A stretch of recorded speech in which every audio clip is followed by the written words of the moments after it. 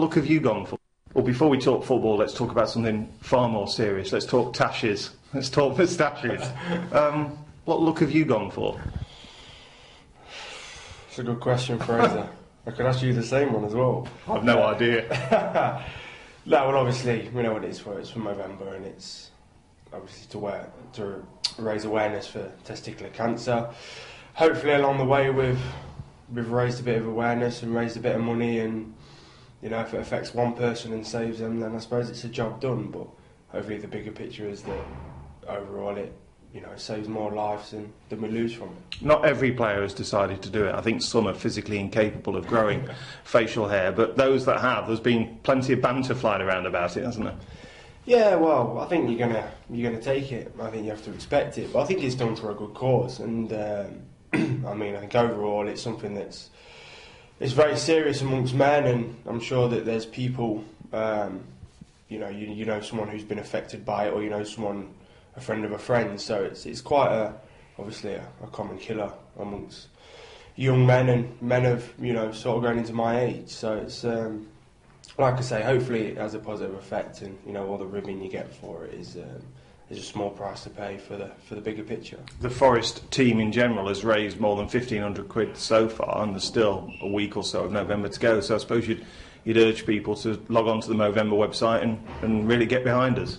Yeah, chuck a couple of quid in if you can, and help us along. I think it's been a good effort so far, to raise that amount of money for them. And obviously we're not the only ones doing it, so hopefully overall everyone will contribute a little bit and it'll make a big difference. Let's talk football then. How big a win was that on Saturday? Not just in terms of claiming 3 points, but the character, the grit and the resilience that was needed to get it.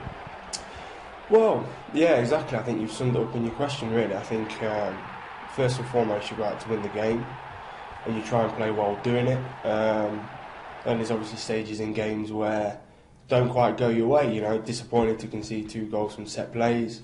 That was a real downer on the day.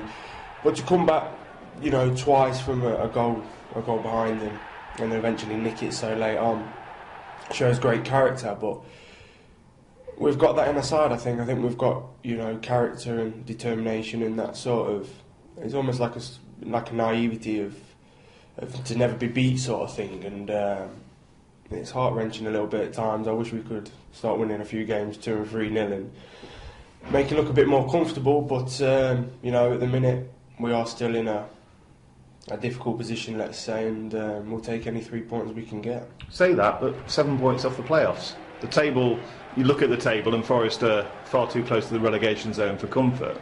Yeah. But then look at the figures and just 7 points off the top 6. Yeah, I think that's how tight the division is. It always is the case. I think it's the same every year. I think this time last year we put a couple of wins together, and I think we rocketed up the table. We are 7 points off, but I still think there's a lot of work to be done before we can really start to talk about being playoff contenders and getting in the mix. 7 points is essentially really 3 wins. We've got to make up on people and also then match their results who are in there. So as long as we keep going, game to game, it's an old cliche, but at the minute that's what it has to be. We have to go from game to game and, starting obviously Saturday at Cardiff and try and take 3 points again. Get back to being hard to beat, not conceding goals, which we keep saying, but you have to keep drumming it home because they're the fundamentals of what we need, and like I say, take it game by game. Cardiff is the first of 3 difficult games, isn't it? With Cardiff and Brighton, trips to those two, with a home game against Leeds sandwiched in the middle. They're all high flying sides, aren't they? Yeah, well, there's no easy fixtures, as you saw with Ipswich on Saturday. But obviously we know about Cardiff. They've had a bit of a run of late under Malky Mackay. They've got some really good players, and they're always a decent side. They're always looking to compete, and they want to get out of the division, so they're always going to be investing and have a go to get out. So it's obviously a tough trip down there, but I think in the last couple of years we've done quite well down there. I think we've drawn and we won last year, so not an easy place to go, but I think the way we play a little bit perhaps suits us a bit away from home. Obviously we got beat 3-0 at Portsmouth, but I don't think that was the true tale of the game.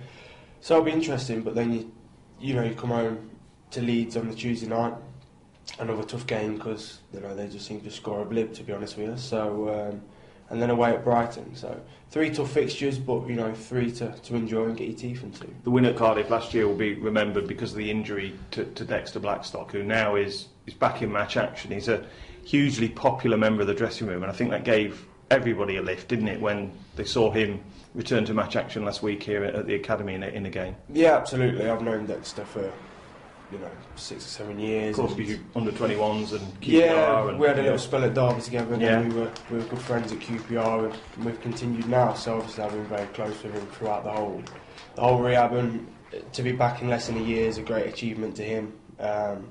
He's been helped along the way by the medical staff and certain individuals, surgeons and so on and so on. But a lot of it goes down to Dexter to really dedicate his life and get himself back to where it is. It's great credit to him. He owes a lot to a lot of people who have helped him, but he should be a very proud man. He can look himself in the mirror and he's not got any corners.